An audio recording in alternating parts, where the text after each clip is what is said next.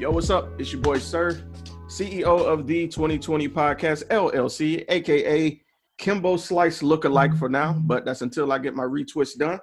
But we'd like to introduce you to another episode of SquadGoals. And on this episode, this will be discussing colorism. And with that being said, this was a topic brought to us by my brother, Eterniti himself. And so with that being said, I'm going to hand it off to him. Thank you, good sir. Good evening, Squad Goals. Good evening, ladies and gentlemen. So, I wanted to talk about this topic mostly because we often see these disparaging differences within our community when it comes to colorism.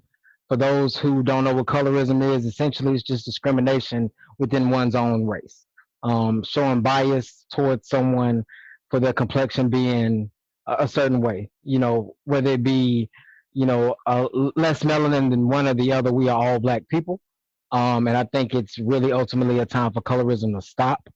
But I can't help but to notice how there's like that split divide where they talk about dark skinned women are not protected as so, or they're not held on such a pedestal or a standard of beauty, quote unquote, as like a light skinned sister, red bone, yellow bone, something like that. You know what I'm saying? Just a woman that's fairer in complexion. But then it's on the flip side, it's the dark skinned tall brother that is celebrated, and the light skinned man is looked at as someone who is weaker or inferior because of the complexion of their skin. So I thought this would be a good topic to tackle. And I just kind of want to hear what everybody else had to say.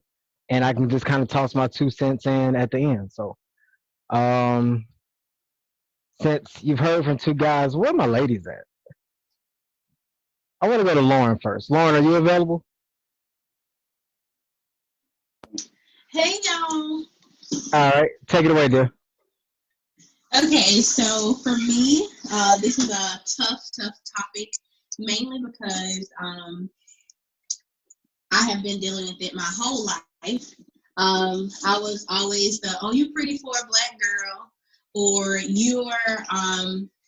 you're pretty for a dark skinned girl, or I didn't know dark skinned girls can do this, or I didn't know dark skinned girls could do that, or I would always get overlooked. Well, I guess for being, I was the one cool with the guys. They didn't want to talk to me. They wanted to talk to my light skinned friends, and that actually just pushed me to start dating outside of my race, because it wasn't that I was also getting it from light skinned men. I started getting it from people who look just like me, dark skinned guys that look just like me.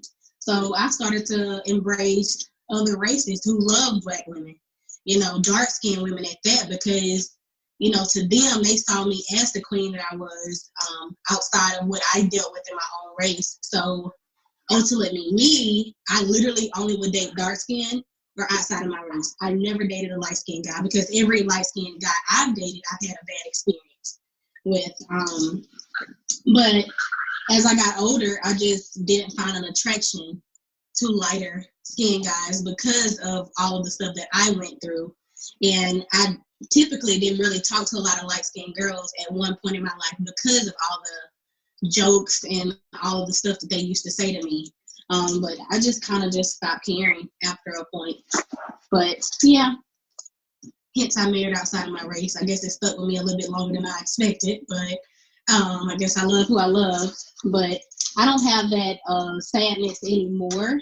But sometimes I fear, because my kids are darker skinned. One's a little bit lighter, the other one is dark. So I kind of fear that they'll go through that as well. That's all I have. Sorry, I can't be visualized. You can't see me right now. I'm all knee deep in hair color. I know you good. Why you want to tune in? Yeah. So as far as that's concerned, like I didn't really. Well, I got more of it when I went to college. You know what I mean? Because I went to a predominantly like white high school, so black people just had to stick together. You know what I mean? But like I got it more like, and I hate that whole like, you know, light skinned guys are more sensitive and things like that, and they always have like that Prince meme or something like that, like how light skinned guys act. Me personally, so the one thing that I like dating dark skinned women, to be honest with you, it was kind of instilled in me with my aunt, because my aunt was really, really dark skinned, and she ran into those issues. And so she was always saying, like, make sure you find you a dark skinned woman that's nice, that does right, whatever. And like, that was one of the things that like I really appreciate. So, I mean, I could tell from her that she had those kinds of experiences where, they felt like they weren't good enough, or, sometimes like you're said that you're not black enough just because you're light skinned and things like that. So, or like we have it easier because of the fact that we're light skinned versus, we go through the same struggles that everybody else does. So like, to me, it's kind of stupid. You know what I mean? Like, I don't really think of it as much, but I know it's brought up sometimes. But yeah, that's my thing. I don't like it. We got enough trouble being black in America, and we don't have to worry about. We shouldn't have to make more trouble for ourselves. Just kind of piggyback off of what you were saying, Wyatt. I also think that I was always told that we tend to grow up attracted to the type of women that we are around. Um, so if you grow up and the majority of the women that surround you are fair skin, to brown skin, as opposed to darker skinned women, if you've seen that for the majority of your life, then your ideas of beauty have kind of been cultivated on what you've been around, if that makes sense. Yeah. And so I definitely understand that part where you was talking about, as far as like um your aunt, and with her being fair skinned, I've noticed unintentionally I have a type.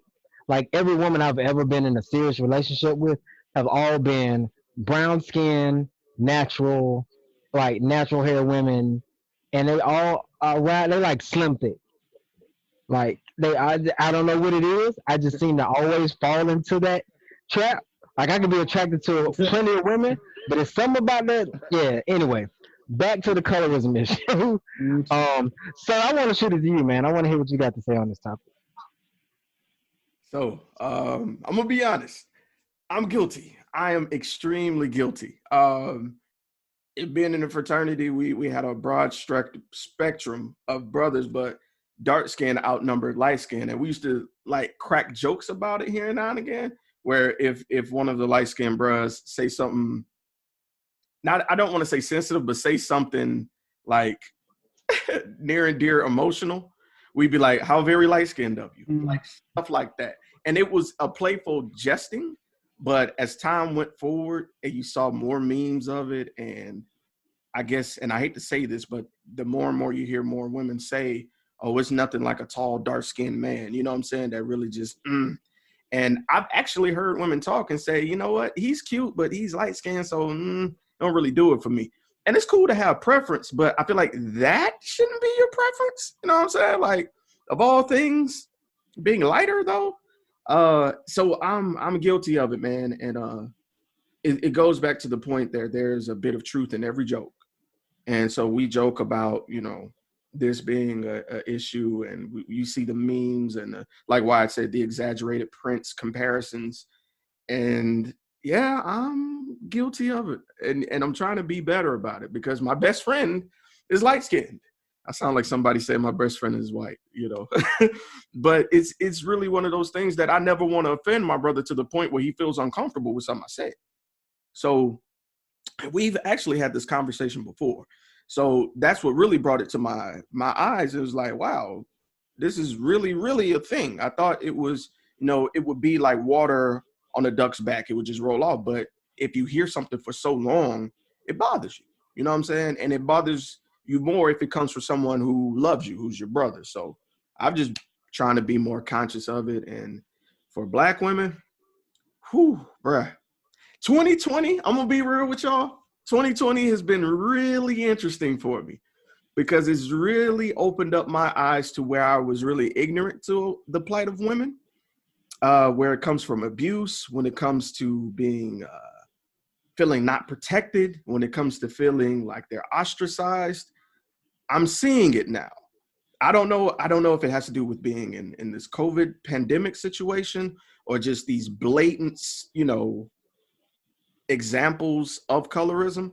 It just is eye-opening. And I'm like, wow, I'm 33 now and I'm just now getting it.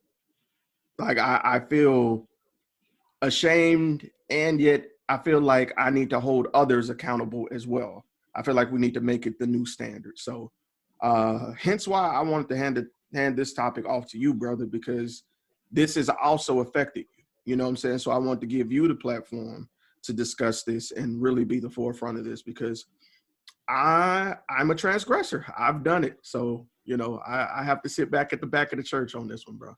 I think truthfully, we all have done it. And I mean, it kind of goes back to what you're talking about, preference, especially in dating. Um, I tell you that we talk about colorism, but we also don't talk about the stigmas that surround colorism too. Like dark skinned women are mean. Like all dark skinned women are mean. Which isn't true, but I do know some mean ones. I'm just throwing that in the bucket. But not all dark skinned, women. Danae says I do the light skin face when I take pictures. So, that's like when you get ready to pose, you're like, you gotta do something with your lip or something. It's always the light skin face. They say dark skinned dudes don't make that face, which is a lie because I have definitely seen it before. But just talking, you say that's so hurtful. Well, I mean, just being serious, like that is how it's just little nuances like that I think you hear over and over again. And I think it's time that we just kind of, open up and talk more about it. I'm gonna shoot it over to Ebony so we can hear from the ladies again. Hey everybody. Well, I was just sitting kind of thinking about what all of you guys were saying. I do agree, I have done it. I can remember always saying that I didn't want to date a light-skinned guy, but it wasn't necessarily because of his skin. It was because my dad is light-skinned, and I wanted to date the very opposite of what my dad was. So if there was a guy that physically had a trait that reminded me of my father, it was usually the skin tone that caught my attention first. So I never wanted to date anybody that had his skin tone. And when I got a little older, I realized that my granddad was more of a father to me than my dad, and he was also light-skinned. So that stigma started to show light in my eyes about some of the things that I would do self-consciously, and I've kind of gotten out of that. But even there were comments I would make before I had kids that I always wanted chocolate babies. I didn't want to date anybody because I wanted the deep chocolate skin that I have. I want to make sure I share that and keep that legacy going. But like I said, my granddaddy was white.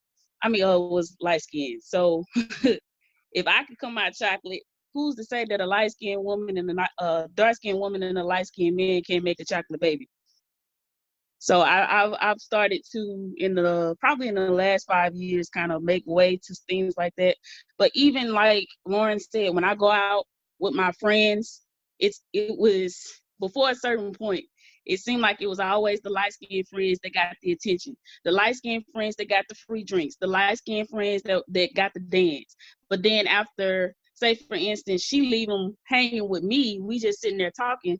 All of a sudden, he recognized my mind and understand, maybe she is a little bit cooler, maybe she is my type. It took him to get to know me mentally for him to even consider me. But when it was the light-skinned girl, she's so beautiful. That's wifey material right there. Oh, she gonna have my babies. But when it came to me, I was only good for the sex until they got to know my mind. So just from a personal experience, that's how I looked at it for the longest. I'm gonna be honest, I still kind of look at that like that. For some reason, it seemed like the dark-skinned sisters are the ones, they lurk in the shadows. But when it comes to trying to bring somebody around your mama, bring the light-skinned chick. So I'm sorry if that seemed a little judgmental, but just saying, I done seen some things, but I am in one small area, so let's not put that to every city, okay? I recognize that we're gonna play off of that. But I do believe, like you said, this is the time for that healing. This is the time for us to realize that it's not based on those values that I don't want to say values. That those traits that we were taught, because that's basically what it is. It's things that were handed down. Lauren did make a comment about it coming from slavery. Part of me feels like it could be a little bit beyond that. Actually, I feel like it goes a little bit further back than slavery, but we ain't gonna get into that. But yeah, that's how I feel, and I feel like my chocolate children are the most beautiful children in the world. So y'all can't say shit about my children. So my mom fell in love and married a chocolate man because she said she wanted to have chocolate babies. It don't work. So I felt vindicated when my mama told me that. I was just like, why? And eventually I did get a tan. Yes, and this is me with the tan. If I could show y'all my baby pictures, I was white, like palm white. And I always think about stuff like that, especially when we talk about the whole colorism. Because I'm like, my mama almost did me. Like, my mother had no faith, like, no faith that I would get darker. She just thought I was always going to be just this little light, bright baby, which, I mean, it is what it is. But I mean, yeah, we was the same complexion. Like, how does that work?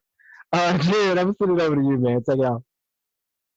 All right, man, what's going on? Yeah. I just want to first and foremost shout out my wife. But yeah, like everybody else, man, I done did it too. You know, my mama light skin, my daddy light skin, both of my brothers light skin, my sister light skin, my grandma, like, and then you get me. so I actually came up with, we all light skin, and it skipped over you. You know what I'm saying? And back then it was like, dang, man, I wish I looked like Chris Brown right about now, you know what I'm saying? But yeah, we all guilty of it. And then so growing up, it was like, I want the light skin, blah, blah, blah. And then as I got older, I was like, yo, the darker chicks is the most breathtaking thing in the world.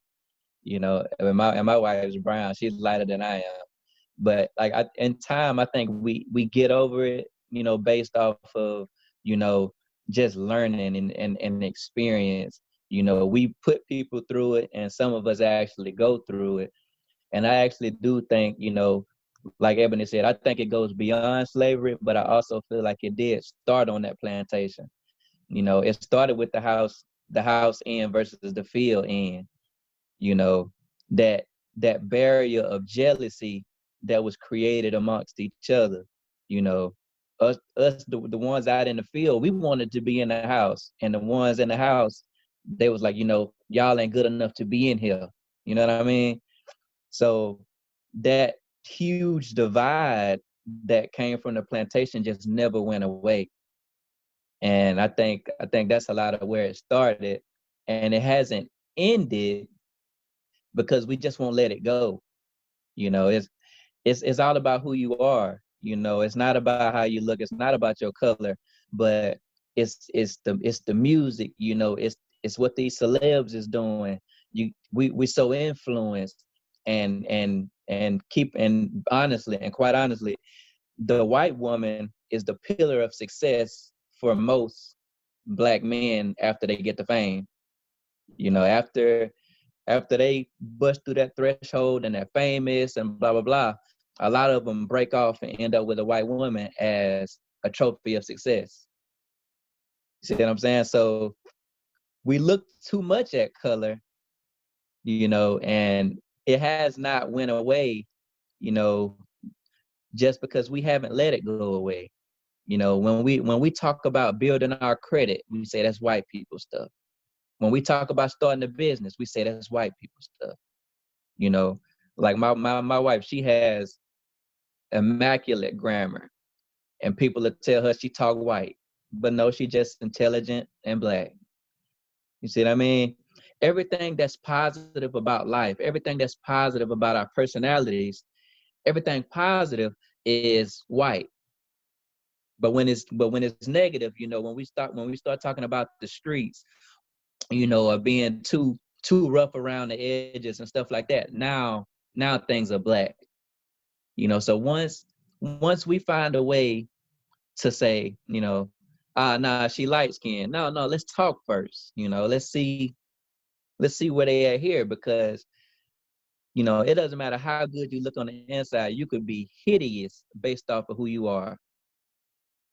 So once we build each other up, no matter what shade of it we are, because at the end of the day, when we apply for that job, we all check the same box. But once we understand that, I think we'll slowly recover from that. But we just also, like with me being brown and with Eterniti being a little lighter than myself, I'm still gonna pick him up. I'm still gonna say, "What's up, King?" I'm still gonna acknowledge him as such, even though he's a little lighter than myself. And for Ebony, I'm sure you've seen a light-skinned woman. I see you, Queen. If we can do that and make it a healthy habit instead of, man, you light-skinned, dog, you soft. If we can slowly start within ourselves, it has to start with us. We have to be the change we want to see. So if it starts with us and we start placing those compliments on the lighter shades or the darker shades and not make them feel inferior to our shade, I think we'll be heading in the right direction. And that's all I got to say. That was very well stated, bro. Lots of knowledge in there, lots of uplifting stuff, and that is definitely what this is about. Um, I know normally we joke a lot, and I mean I don't want to be so serious, but I'm gonna tell you something that Jared said something about the European standard of beauty, and then sir, you said something about as far as being Greek and doing the different things like that, and it triggered something in me to want to ask about this. One of my favorite movies is School Days by Spike Lee. And there are a lot of colorism issues addressed in that movie. So when we were talking earlier, and you was talking about the Greek stuff, we was talking about the European standard of beauty. Good and bad hair came to mind when they were in the beauty shop, and you had the wannabes and the jigaboos. And I want to really kind of talk to. I want everybody to chime in, but I'm gonna probably send it back to Lauren first.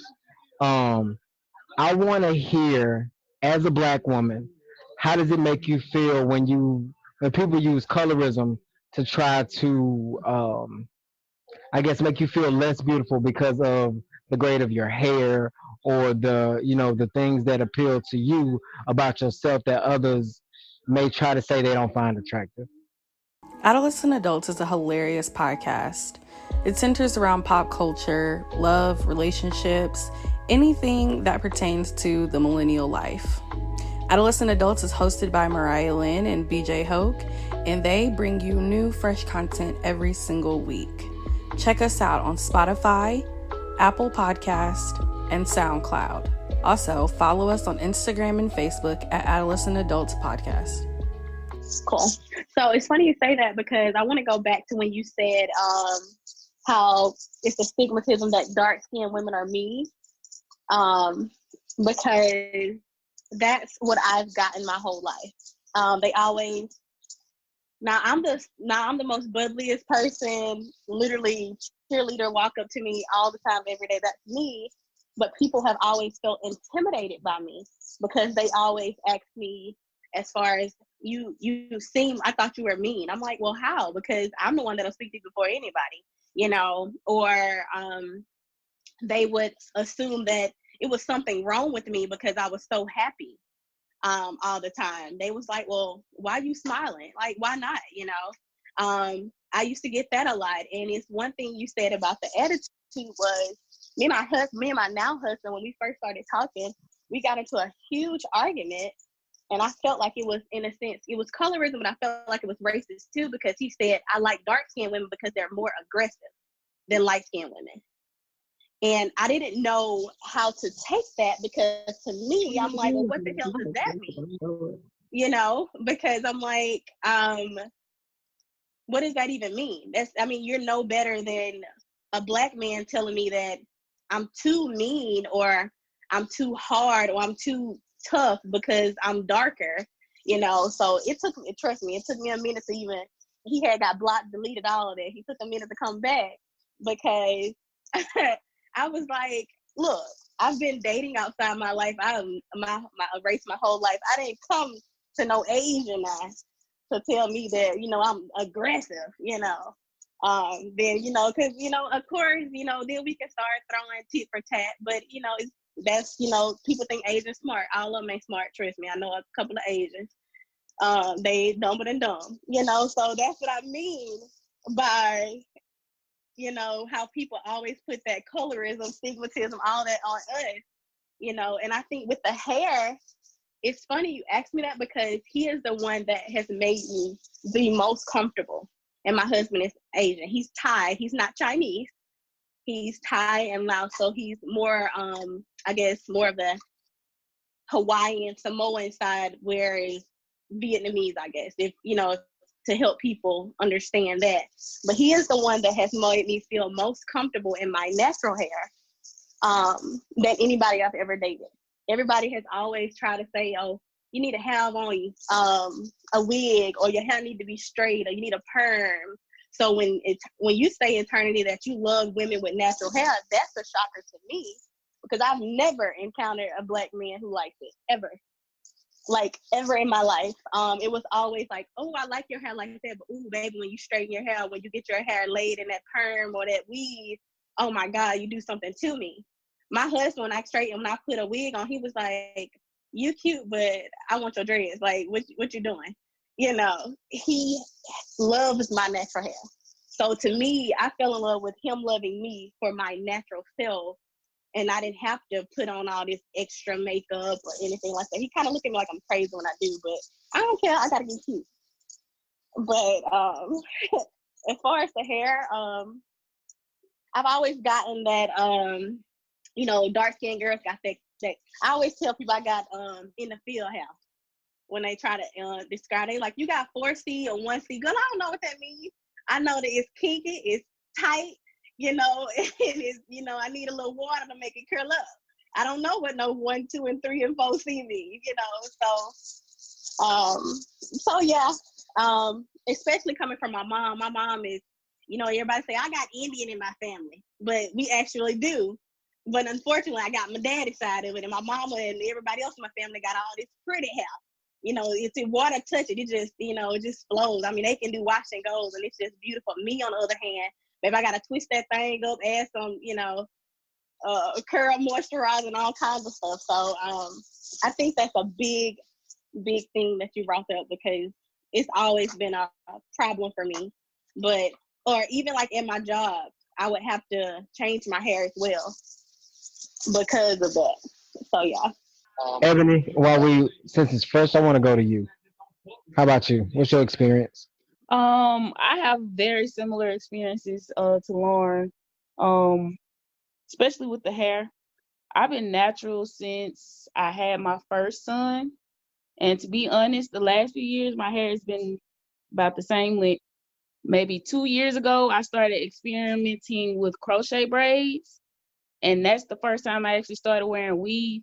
And I didn't start getting male attention until I started wearing the weave. There would be so many people that would tell me I was cute. But as soon as I put that picture up when I get them crochet braids in, oh, you so beautiful. Oh, you so fine. When can we go out? But as soon as I'm back like this, they gonna go. So when next time you getting your hair done? I had somebody actually ask me that like the day after I took my hair out, and I'm like, why? I'm gonna keep my hair out for about 2 weeks. Like, my hair is gonna breathe. What's wrong with my hair? If you don't like my hair, you claim you was attracted to me with my hair, but as soon as you see me with the crochet braids, now all of a sudden you love the big fluffy hair. I love natural hair, but I'm gonna be honest. I grew up in a family where I was the only one that had natural hair. It came after I moved. I was pregnant. I was going to school full time and working full time. And, you know, I didn't really have time or the money to get my hair done. So I just used to keep a bonnet on my head, and I would just walk around like that. So unknowingly, I was transitioning. And After I had my son in the hospital, I asked my cousin to cut all my permed ends off, and I went natural. After that, my folks clowned me, talking about them BBs, talking about I couldn't do nothing with my hair, talking about you need to do something to your hair. Like it was always something, always. I couldn't wash it and do nothing, couldn't dry it and do nothing, couldn't dye it, couldn't put it up in a ponytail, so I had to just go. Then it got to a point where I started learning to do a little something here, a little something there. I started watching YouTube videos, and I'm gonna be honest, YouTube saved my life. If that YouTube community had not already started with the natural hair trends, I don't know where I would be with natural hair. I ain't saying I'm the most beautiful person in the world with the natural hair, but baby, I done learned some things, and I definitely can pull off a puff and be one of the most beautiful things in the room and not even worry about it. But soon as a man come up and try to compliment me on my hair, they don't know how to do it because they're not used to it.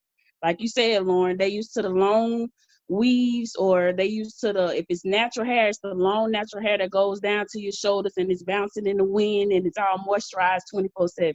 That ain't the hair I got. You see this? My hair do this. It springs. This is what it does. And I feel like there are some men that are attracted to it, but I also feel like it helps me to find somebody that's really for me, because if you can accept all of me, not just me when I have my crochet braids in, not just me when I'm out at the club, but also me when I'm sitting in the bed with a t-shirt and some boxes on with my natural hair out. Like if you can't look at me at 5 o'clock in the morning while I'm asleep, you ain't gonna be able to stick around, because that's the natural me. And to be honest, I'm actually glad I went down this journey, because I've come to a point of being able to love myself in a way that nobody else can ever love me. And it's most of it started with my natural hair. That was heavy, but very well said. And Ebony, you're beautiful. Don't let them tell you anything otherwise. You know that though. Um, so before I hop into this with the fellas, I'm getting feedback from somebody. Is the mic too loud? I want to say something really quick. When a woman do something to her hair, you better pay attention, because that means something drastic is coming. She finna boss up. She finna do something. She feeling herself. Like, it's really a thing. That's probably why I'm coloring my hair now. I feel like I got a new empowerment going on or something. But yes, that is definitely a thing. Okay, so since you said that, I'm gonna have to pause my thought for a second. I want to know why y'all cut your hair off and then y'all go buy $300 wigs. Why do women do that? Unfortunately, I cannot answer that. I think they're fools. But I cut my hair off the first time because I felt liberated. Like she said, it made me find a whole new love. Like when I feel like I'm going through some situation in life, whether it be in a relationship, where I'm talking to somebody and they kind of make me feel like an ounce of like, dang, that, maybe I do need to do something else. It's almost like a snapback in a sense. It almost like, bitch, you cute. You don't need that. Cut your damn hair. Like it's one of those moments, and it's like, oh, okay. But I think other people do it for their insecurities. Like you said, how they always follow the trends of people. People want to be just like celebrities so bad. Unfortunately, I'm not that person. I would rather have a Brahmin. I would rather have those shoes. I would rather have a shopping spree than spend that amount. I would rather have something that's going to last. I would rather have a new air fryer, than spend that money on some wigs. I want some longevity. What's going on with my money. So, but I think for them, it helps them recreate who they are. For me, cutting my hair was liberation. For them, getting wigs, I think is a recreation for them. Because like I said, when women do certain things to their hair, they're really going through something. It's a journey that they're trying to either go on or something they're trying to mask. And that's a definitely true statement. So that's my take on it. Well, Okay. personally, for me, I see a video. I can't remember the name of the movie, but it was Sanaya Lathan. She was the main character. I cannot remember the name of them. I think it's Naturally Ever After. That movie like it explained my journey so much. In the beginning, I was the person that had my hair permed every 3 to 4 weeks, baby. I had to have these edges laid. I had to have my body wrap. Anytime I went somewhere, I did not take this wrap down until I got where I was going. And it's so funny because I have completely changed from the person I used to be. I used to be the person that will always have to comb it down and then make sure that every hair is straight, get the oil sheen and all these other things, and make sure I had a little bitty bottle of Isoplus in my purse. I had to make sure I had the edge control. I had to make sure I had everything on me, so then when I go out in this humidity, if something happens, so I can put my hair back together. But now I'm the type of person, after I leave the house, how it look when I get there, that's it. That's how you gonna get it. Like, I let my hair do its own thing. I put a little product in it, brush it up, get that edge control still a little bit. That's it. I'm gone. And when I watched Sanaya Lathan's journey through the process, you know what I'm saying, from going to having the weave, having her hair permed, and I think she was a little girl and she got in the pool, and her mama was saying she didn't want her to get in the pool because she didn't want her to mess up her perm. But then she got in and messed it up anyway, and she got in trouble. And then it shows her going to, you know, having the weave and everything, how certain men perceive you. It's for some reason it's status associated with the weave. I don't know why. Like she said, it could be because of necessarily the stars and whatnot, but I feel like it's deeper than that. I do feel like it's because of, you know, the long silky white hair.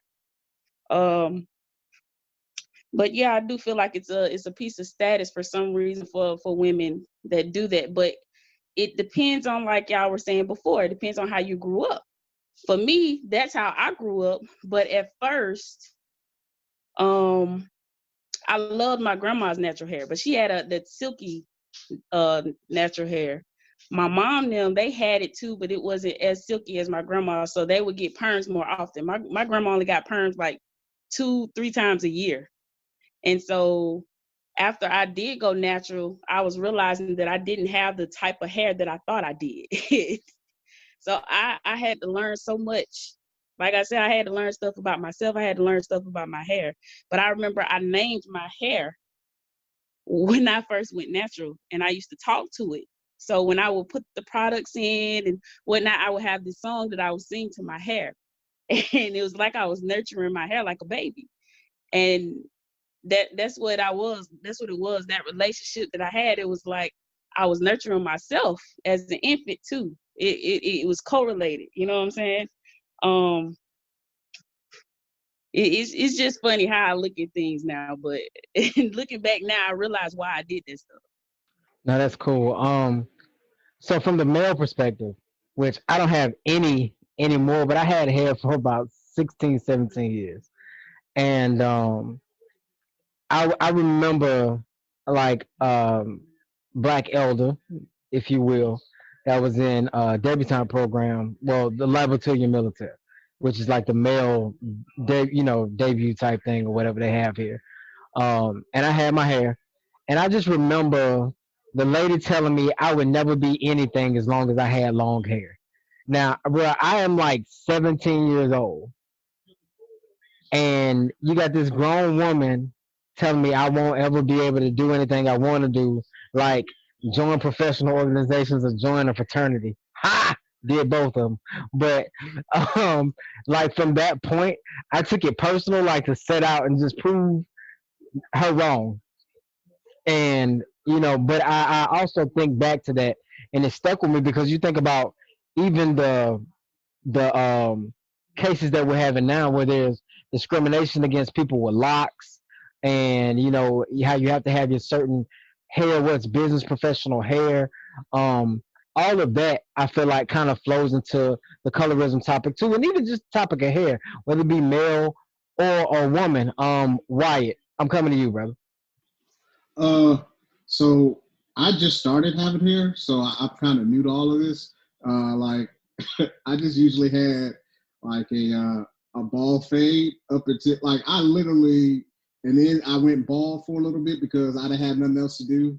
like, and I had enough head to be able to do it. So like when it came to like preference for women, like me personally, as long as you was all right, like your hair didn't bother me, like one way or the other. Like me personally, like as long as I'm not getting blasted in the face with flakes in the morning, like I'm good.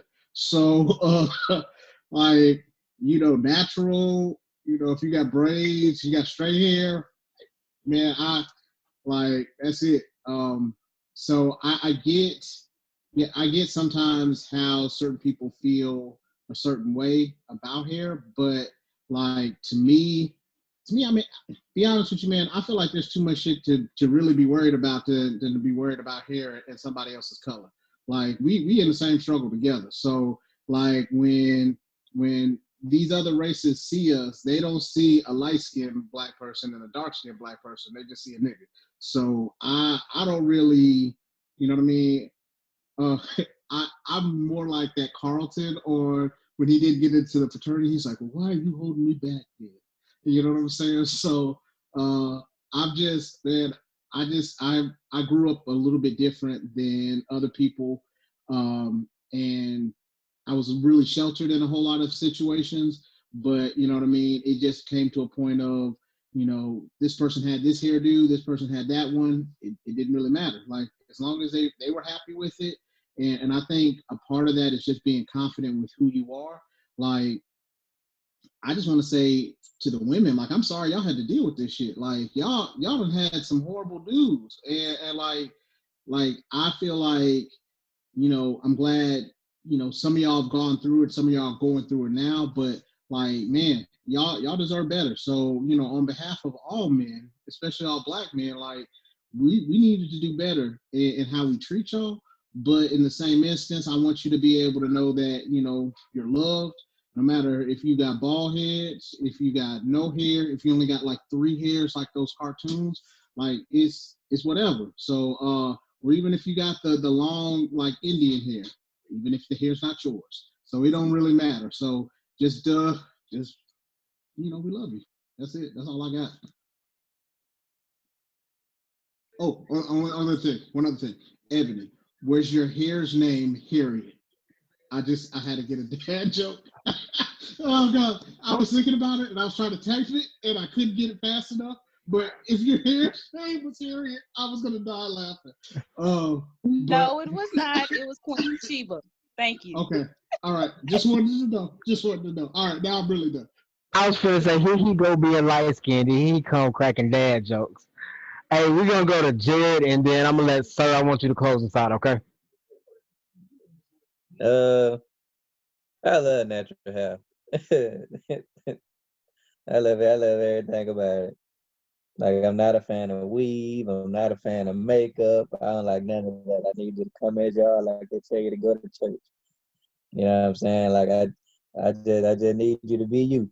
Because all that makeup and all of that, when you go to sleep at night, you're not gonna have all that on. So the same way you gonna wake up in the morning, that's the same way I want to see you all the time. I almost get upset when my wife put makeup on because I don't want to see that. You look good. You don't need it. You know what I'm saying? And natural hair. I hate when she get weed. You know You what I'm gonna do saying? it. But she don't want me. She don't want to stay up all night twisting her hair and doing all that. Look, man, I tell you, man, I done helped a couple times. I had to take a lot of breaks. You know what I'm saying? It's hard work helping her to twist that hair, man. I done quit on her a couple times. So if we ever wonder why a lot of them don't wear their natural hair, that's because they don't want to put the work in. Cause I ain't a fan. But I do when she take it out and she getting ready to get her hair did again in the next couple of weeks. I do enjoy the couple of weeks that I get to see her natural hair when she get the puffs and stuff like that. It's just beautiful. But I do not want to. That man, my fingers is hurting, man. You know what I'm saying? It's hard, man. But man, and I did go through a stint. Me and my cousin RJ, man. Me and him, we was going to the beauty supply on Government Street, and we was getting the little things that supposed to make your hair curl up. We was getting like little curling kits, man. I had my grandma and them putting them in because we wanted to curl up like everybody else. But man, that just ain't what it is. But man, I hate that. I do hate that, weave and all that's supposed to be some kind of status, because no matter what kind of weave you got, how long it is, if you as a person is terrible, I'm gonna tell you your weave weak anyway. You know what I'm saying? Your personality got to make the weave look good. Because if you're a terrible human, you need to take that horse's hair back. So that's see, but my wife, she's a good human, so it look good on her. You know what I'm saying? But if you one of them ones walk around here thinking you know what I'm saying, you God's gift to the earth, and you're a terrible human, that weave don't look good on you. You know what I'm saying? You look like a clown with all that makeup on all of a sudden. You feel me? So, but hey man, but that's my take on it, man. Everybody just be who they is. I love a person who can be themselves. You know what I'm saying? And once you learn to love yourself and learn how to be you, you'll only get better. So that's all I got. Yo, so this is hilarious. So I'm going to piggyback on a couple things everybody said. So I too have duked in high school. I wanted the curly hair, and I had longer hair in high school. So my stuff was like kind of straight. You know what I'm saying? Like whenever my hair got long, it was like straight. So I'm like, man, I want my shit to be curly. You know what I'm saying? Let me go get this Duke, and get mom to put it in. And that's when I found out the intensity of the curl, depending on how long you left it in. And if you don't read the directions, you'll be out here looking like a wet baby bird. So my first Duke, bruh, went extreme, left that thing in for about 45 minutes. Now, if you know, like I know now, you're supposed to leave that thing in about 10, 15 so it could look kind of realistic. Whole 45, bruh. I remember because it was 1.5 episodes of The Simpsons. And I washed it out, bruh. It looked like I put shoe polish in my scalp, bruh. It looked terrible. Terrible. No amount of do-ragging helped your boy out on that day. But so I said all that to say is like hair can become an identity. And that's the thing about it. So on one spectrum, I appreciate my sisters for embracing what they envision as beauty, whether it be natural or it be, going to get the extensions or the wigs or whatever it may be. Do what makes you feel better, but understand that your beauty can't be bought. That's the thing that I think we want to hit on. Your beauty is natural, and that's what we appreciate from our women. The other thing is, I'm going to be honest, transparent moment number 11,002. I hated natural hair in college. Could not stand it. But I had a good reason. I had a particular ex who bamboozled me. It was the good old bait and switch. I didn't know what was going on. But it created a rift with me where I didn't care for it going forward. And that was my issue, not yours. So to Black women, I apologize. I used to harp on natural hair and called it lazy and all this stuff. But bruh, like Wide, I just started my lock journey. And let me tell you something. Let me tell you something. Learning about what hair products work for you, learning about dry scalp, learning about humidity. Let me tell you about humidity. You can have the best hair in the world, but if you go outside in Mobile, Alabama, at any time after 11 a.m., your hair is bound to frizz. Now, I didn't know what frizz was at first. I was not aware. So, because I like to go walking in the park across the street, you know what I'm saying? That's how I get my exercise. I do one lap. I take off my do-rag, and I look like a Super Saiyan low-key. You know what I'm saying? So I understand the plight. The patience it takes, like Jared said, and shout out to Jared for coming and being a guest. We appreciate you, brother. Like Jared was saying, it's a lot of work that go into it. And like Ebony was saying as well, I commend you for naming your hair. And I'm not even being funny, because you have to love it as if it was your child, because it's an extension of you. So just like people name their JJ, just like sometimes we nickname our body parts, there's nothing wrong, nothing foreign about naming your hair. So loving it as if it was an extension of you, which it is, I'm with it. I think we should make that shit a trend, quite frankly, to make it a point. I think it should be cool. You know what I'm saying? Everybody should have, because I mean, just like Lauren said, when a woman changes her hair, she's essentially changing her. You know what I'm saying? Like, it's a new chapter. So why not name the hair itself? Because if you're leaving that part of you behind and you're embracing this new year and embracing this new hair, why not give it an identity?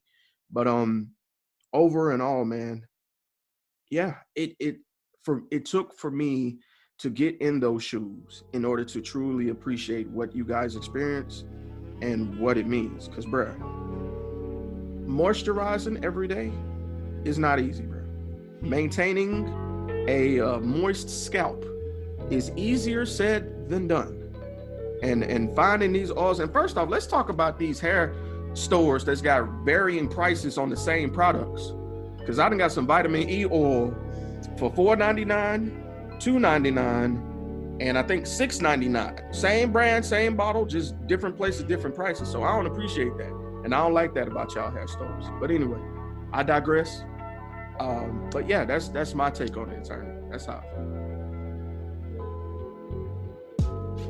All right. Well, that being said, this is SquadGoals Colorism edition. I want to thank Sir and all of our panelists for this evening for coming and taking part. I thank you for allowing me to be your special guest host for this evening. And once again, for SquadGoals, I'm Eterniti. We out.